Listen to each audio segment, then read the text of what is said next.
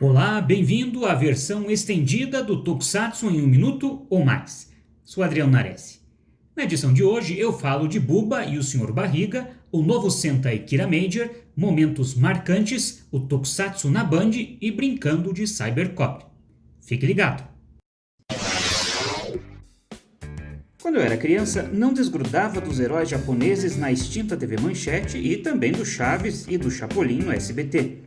Mas como criança, eu nunca tinha percebido uma coisa até assistir um vídeo lá nos primórdios do YouTube. Uma montagem de um episódio de Changeman, no qual há uma disputa de moto entre o Change Dragon e o Bubba. No vídeo, a fala do Bubba foi substituída pela frase clássica que o Sr. Barriga sempre dizia para o seu Madruga em Chaves: "Pague o aluguel". Quando criança, eu assisti Changeman e Chaves na mesma época, mas nunca notei que o seu Barriga e o Bubba tinham a mesma voz em português. O incrível dublador Mário Vilela, que nos deixou em 2005. Dublagens tão boas que quando ouvimos esses personagens no idioma original, não parece que são eles que estão falando de tão perfeito que foi o encaixe da voz em português. Saudades daquele tempo. O 44º Super Sentai Kira Major já estreou na televisão japonesa. O primeiro episódio foi interessante. Não percebi nenhuma inovação significativa e talvez isso seja uma boa coisa. Digo isso pois no primeiro episódio dos Sentais anteriores houve momentos de saltar aos olhos, mas que com o andar da série foram sendo meio deixados de lado.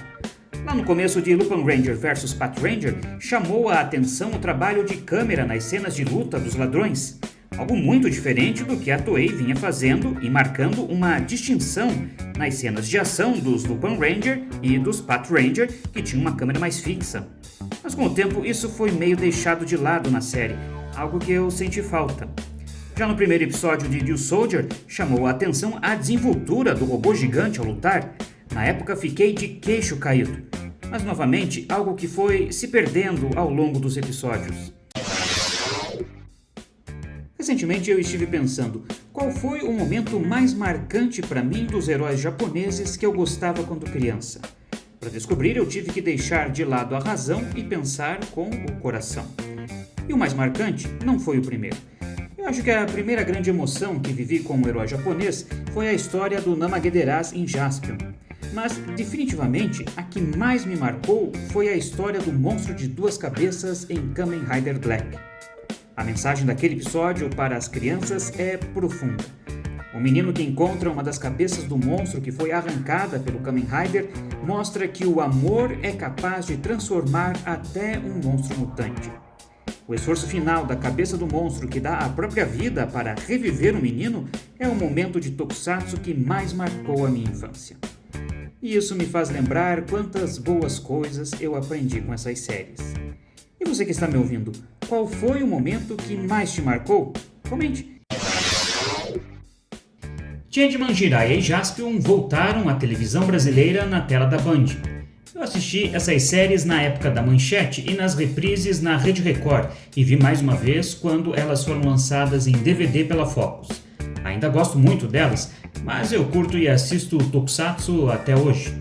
Agora, vendo novamente Jaspion, eu não tive como não sentir que o primeiro episódio é uma loucura meio sem pé nem cabeça. Até porque as memórias mais fortes que eu tenho de Jaspion é da metade para o final da série. E a proposta inicial da história foi muito modificada por causa da audiência. Já o início de Changeman é bem mais coerente e muito frenético, cheio de ação e com uma história convincente para o surgimento dos heróis. Considero um bom primeiro episódio, algo que é muito difícil de fazer.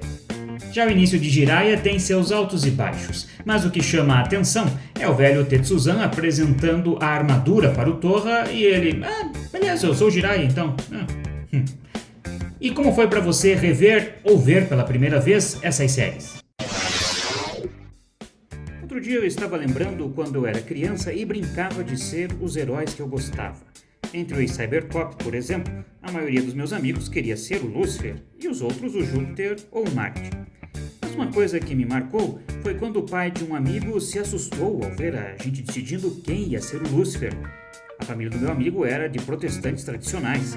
E depois o meu amigo disse que o pai dele explicou quem era esse tal de Lúcifer, que tinha o mesmo nome do personagem que a gente tanto gostava em Cybercop. A partir daquele dia, ele nunca mais quis ser o Lúcifer nas nossas brincadeiras. Bom pra mim, menos um concorrente para ser o meu personagem preferido em Cybercop.